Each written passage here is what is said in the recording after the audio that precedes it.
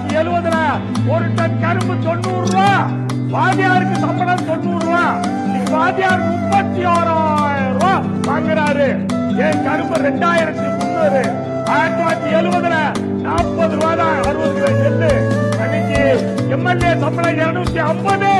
இன்னைக்கு எம்எல்ஏ 55,000 வாங்குறாரு. 220 மடங்கு ஏறிச்சு. 40 ரூபா வந்த என் நெல்லு இன்னைக்கு 880 தான். அது வாங்க நாதி இல்ல. எனக்கு லாபகரமான விலை கொடுக்கல. என் நெல்லு 40 ரூபாய்க்கு போது வங்கி மேலாளர் சம்பளம் 150 ரூபா. இன்னைக்கு வங்கி மேலாளர் 66,000 ரூபாய் வாங்குறாரு. 440 மடங்கு சம்பளம் ஏறிச்சு. எனக்கு நெல்லுக்கு 22 மடங்குயா. யாருக்கிட்ட போய் அழுவுறது? எங்க போய் அழுவுறது? என்ன 100 ரூபாய் கொடுத்தாரு, 25 ரூபாய் பண்ணுவோம். என் பால் 16 ரூபாயா, தண்ணி 22 ரூபாயா. என்கிட்ட அரிசி 25 ரூபாய்க்கு வாங்கி ஒரு 10 ரூபாய்க்கு உளுந்து போட்டு, ஒரு 10 ரூபாய் எண்ணெய் ஊற்றி, ஒரு 15 ரூபாய் கேஸ் போட்டு, ஒரு 40 ரூபாய் கொடுத்த ஆள் கொடுத்தா 40 தோசை சொல்றாயா. ஒரு தோசை 50 ரூபாய்யா. Middle man சாப்பிடுறான்.